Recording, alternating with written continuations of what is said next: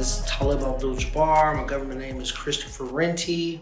I'm from Oklahoma City, Oklahoma. I graduated from Douglas High School. After Douglas High School, I got into the entrepreneur thing.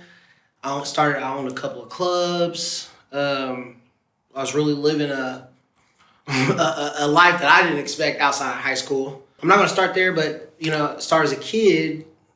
I grew up in Oklahoma City, to an Italian and Creole, Creole Seminole woman. My mother, my dad's Italian, and they're the first mixing of white and black blood on either of their families. I went to Edgemere Elementary, which is right down the street actually from here. I went all the way from preschool all the way to 5th grade. I graduated from there. I grew up in that neighborhood, the Paseo Arts District. I grew up there my whole life. I gave that neighborhood hell. Boy, I know they hated me, but I had a great dad though. So things were pretty cool and copacetic, I think, all the way until about maybe 8 or 9. My mom and dad got a divorce, which obviously strains, any child. You don't know what's going on. You're you're seeing who your parents are on different levels at this point in time. And, you're just trying to cling to what's you. So throughout my life, my dad was always very encouraging to do whatever you want to do. You know what I mean? Be who you want to be. I ain't forcing religion on you because my dad's Catholic. My grandmother worked for the Archdiocese. My dad was always really on point. My dad raised me. So that was one up I had that a lot of people don't have that I know. My closest group of friends, which I still have to this day from middle school, still hang out with the same people. It's probably why I'm alive, to be honest with you. I don't hang out with a lot of, no new friends. Like Trey, no new friends. I don't do no new friends. And so my dad is they look at my dad as their dad. Because they used to be like, God, Chris, man, your dad is amazing. They'd come over to the house. And I grew up in a pretty nice house, $250,000 home. My dad had owned his own trucking company. And so, that's elementary school, a little beginning of it. I went to Hoover Middle School, last graduating class of Hoover Middle School. I think it's elementary school now. I got kicked out of Harding for fighting, believe it or not. And they were like, we won't put this on your permanent record, that matters. But I grew up in a generation, they were like, you tell my kid about what's a permanent record? That used to be big to us, you know what I mean? Hey, I can't get nothing on my permanent record, you know what I mean? But that didn't matter. But so when I went to Douglas, they were like, we ain't gonna put it on your record, but if you mess up there, we'll tell them why you left here. So maybe that was some mental thing they do to kids, I'm sure, to don't go be bad over there. And they didn't realize Douglas was horrible. Teachers and stuff was great, but the environment, it was a culture shock to me. I'm coming to Douglas, I'm a skater, little punk rock kid. I'm wearing fingernail polish, eyeliner, you know what I mean? I was the first black dude in skinny jeans. Can't nobody take that from me. I used to buy girl jeans from Old Navy because I used to skate. You know what I mean? They didn't make skinny jeans at the time. You had to, either you knew how to seam your pants yourself or you went and go bought fitted female jeans. That's just what it was at that time. They're like, what are you? They're kind of confused. And so that naturally brought on bullying in a sense, because I'm not breaking me for nobody, you know what I mean? I watched too many animes, like I told you, read too many comic books to be ain't none of those protagonists breaking their mindset and who they are. They're never giving up their identity. That's the beauty of comic books and storytelling in general, is that the protagonist will always overcome the antagonist.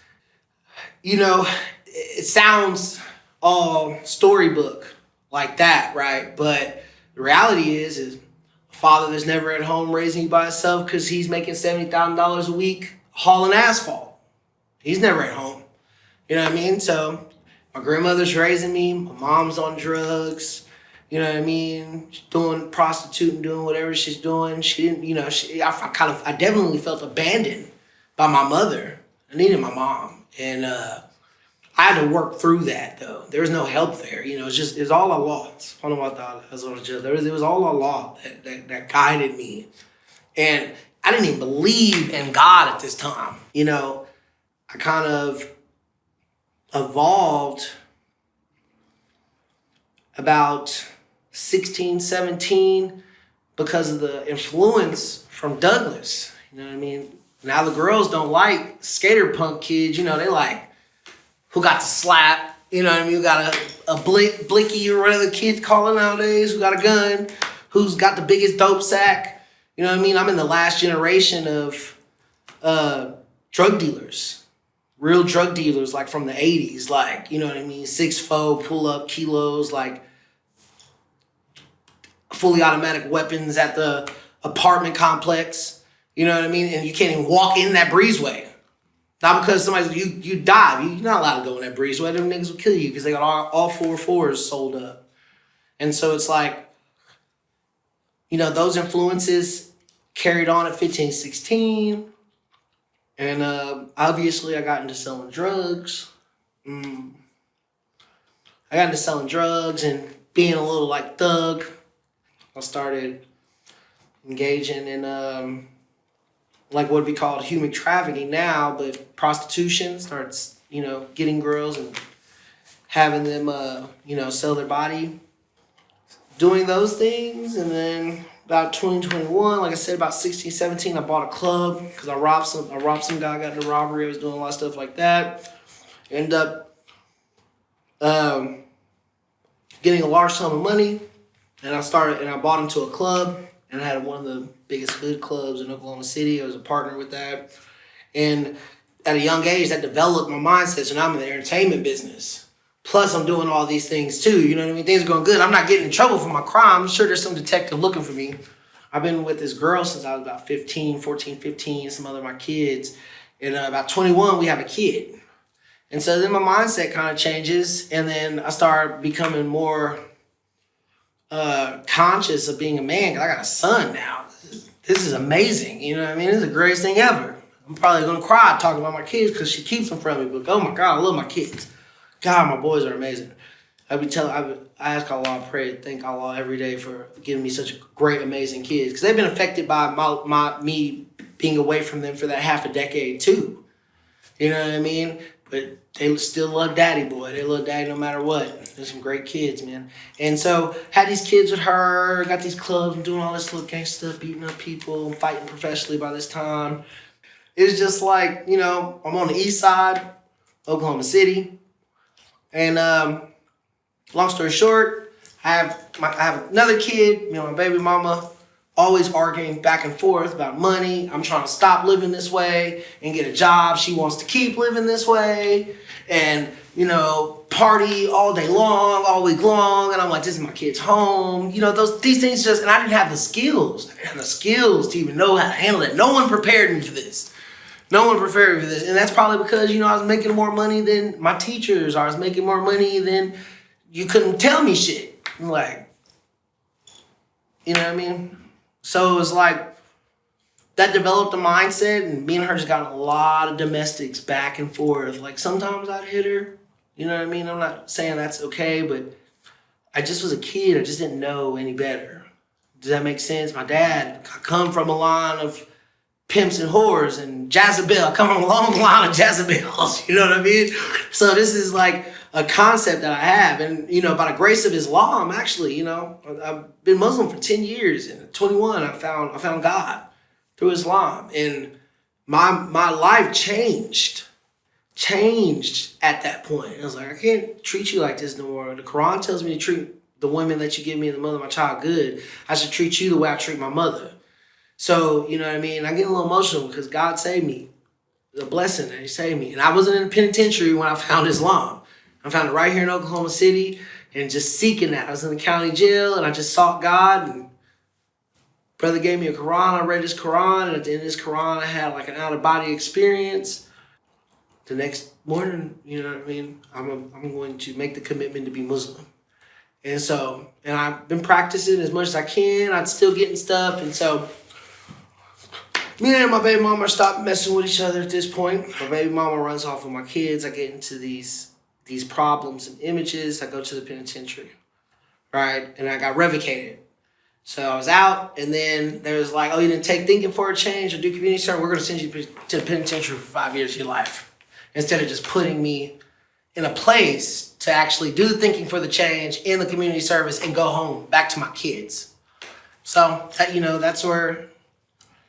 that's what happened going into the penitentiary. I was in the penitentiary, you know what I mean? I went there, like I said, about 25. I turned myself in, and, the penitentiary was definitely a dangerous, scary place, especially when you don't have nobody, because now everybody feels safe because I'm gone, I'm out the way. I'm not saying I'm a great person, but, a lot developed me into a good person, and penitentiary has, I needed to go to the penitentiary to put some things in perspective to my life, like, you know what I mean?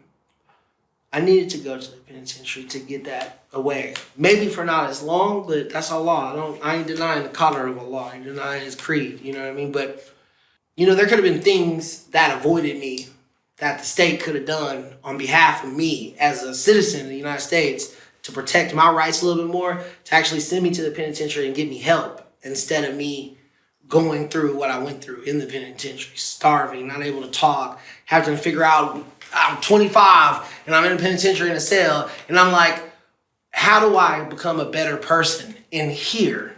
How do I work towards this, And I'm trying to develop that mindset, and they just did not offer me any help throughout the entire process. I had to go to the library. I had to mail order on courses. First night I was there, the cell beneath me, this guy stabbed his cellie beneath me, and he was a little kid too. He's like 19. It's crazy.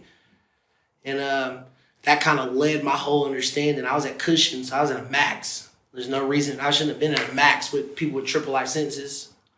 They sent me there, and it changed me and developed me into someone I'm proud to be, and some of my family apparently is really happy that I am now. So that might be all mindset. How many people have the strength to think about that when they can't talk to their kids, see their family, no one's writing them, no one's coming to visit them, no money on your books, you know what I mean? When all the opposition is against you, you must find a way to overcome. And the only way you're going to do that is through Allah, through God. And so instead of these places, they're titled Department of Correction, there need to be titled Department of Detention, because there's no correcting that goes on in the justice system in Oklahoma, maybe in the world, but it ain't my fault. I can't look at what goes on in Texas, Afghanistan. I can't worry about that because I don't live there. I live in Oklahoma. And the heartland, if we can fix this, the world can see the example and fix itself. I think Oklahoma is doing, they're trying to do okay. They're not. They're still failing. They are still failing its people.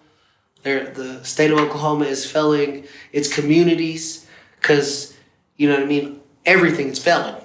Education, failing. Healthcare, failing. I could keep going, failing.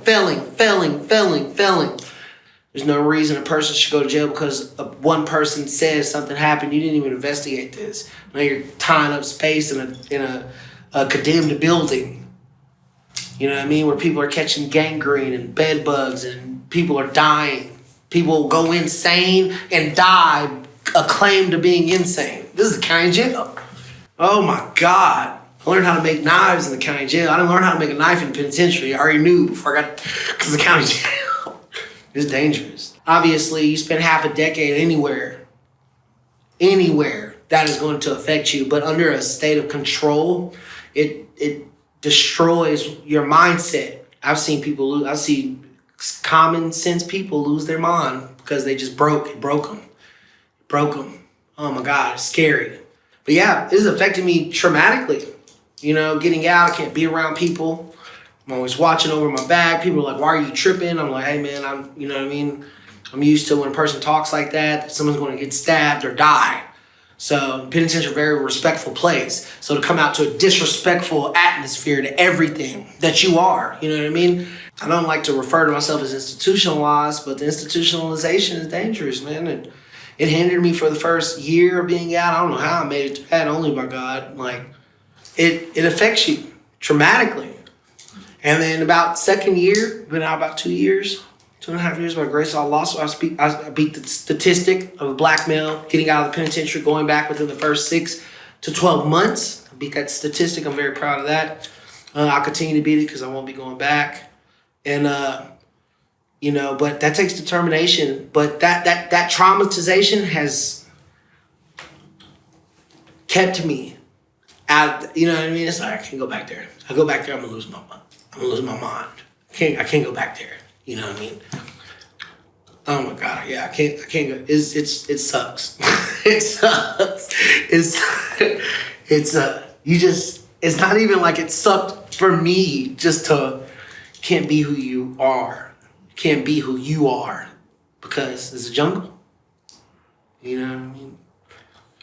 It's horrible what happens to people in there.